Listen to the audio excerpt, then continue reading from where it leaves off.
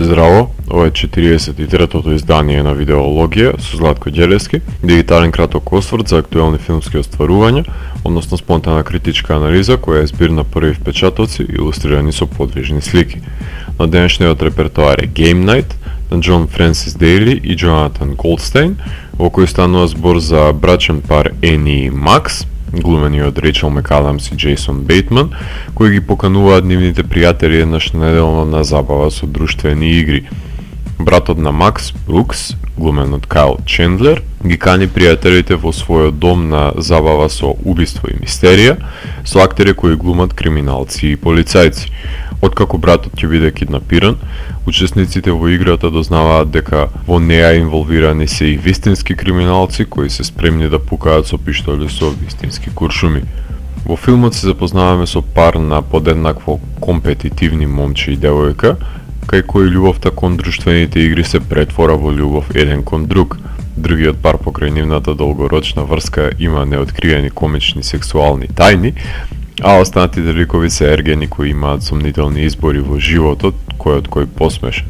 Морничавиот сосед, кој не се двои од кучето, освен во комичната сцена во која тоа е потопено во крв, е одличен зачин на филмот, а ликот на Били Магнусен, обседнат со Fight Club, е уште еден од низата на типизирани ликови кои со нивната малоумност знаат да ве насмејат до солзи.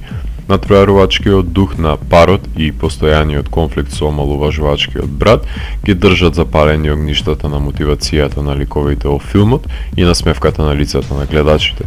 Наивната изведба на МекАдамс и Бейтман ја чини убедителна оваа филмска врска со која лесно се приврзува секој гледач. Ликовите наместо да играат бордгейм, ќе играат со реалноста, односно ARG, Alternate Reality Game, која води корен од мистериите за убиствата од делата на Агата Кристи, со најмени актери и подковани сценарија, но сценаристот на филмот одмерено и тактички ги дозира гледачите со пресвртите. Кастинг директорот Рич Делија донел многу мудра одлука засилувајќи го филмот со Бернард од Вестфрул, Джефри Рајт и Декстер Морган, односно Майкл Си Хол, кој не се отклонува од неговиот модус операнди. Филмот е потентен микс на романтична комедија со акциони елементи на ниво на акционите филмови, со мистериозни тропи од криминалистички трилер сценарија и ефекти од хорор жанрот, насреде домашна инвазија.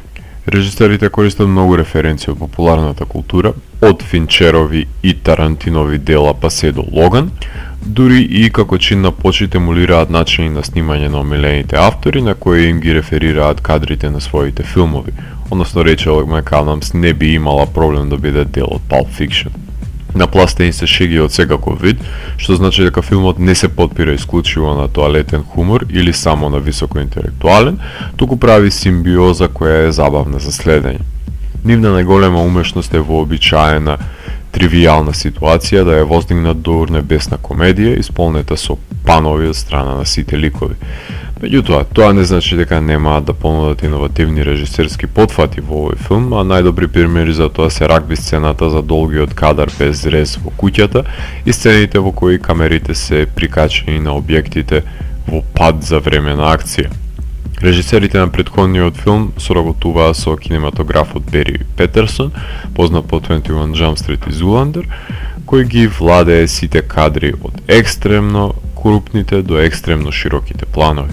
Електронската и ретрове музика која произлегува од синтесајзерот на Клиф Мартинес, која сме научени да ја слушаме во филмовите на Николас Виндинг Рефн и Стивен Содерберг, кој интензивира дејствието во акционите сегменти на овој филм.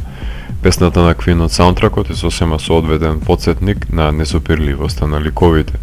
Дури и монтирањето на имињата на филмската екипа на одјавната шпица, вклучени во доказниот материјал од филмот, сведочат за бистрите идеи на создавачите на филмот и се надевам дека ова нема да биде последното питорескно сценарио кое ќе биде филмувано на Марк Перес, со пресврти на секоја кривина и воспоставена забава за целото семејство на која сите се смеат.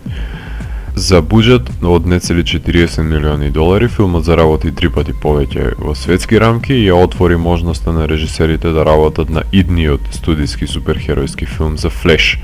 Недостатокот на сувопарна демагогија во тежиштето на филмот, освен помирувањето со животните промени на повидок, знае да биде причинител за скрутинизирање на филмот од страна на критичари кои нема да бидат задоволени од карикатуралните ситуации и абсурдите кои ги абсорбираат белите лаги, старењето, нездравата конкуренција меѓу членовите на семејството, не само довербата, разочарувањето, стравото од еднината, губитокот на сегашноста и живеењето во минатото, илузорноста, љубомората и мноштвото на човечки особини кои се граѓа на комедијата, која режисерите знаат до каде да ја истегнат.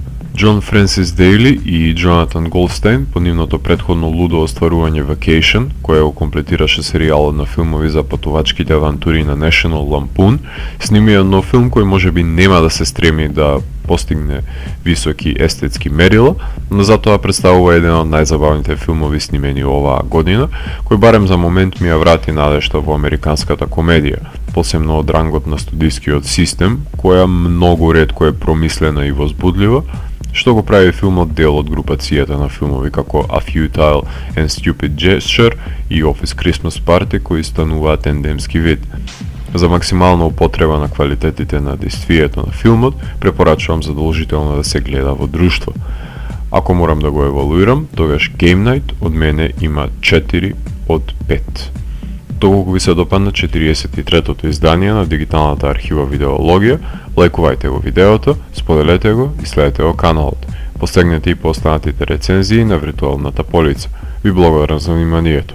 Поздрав!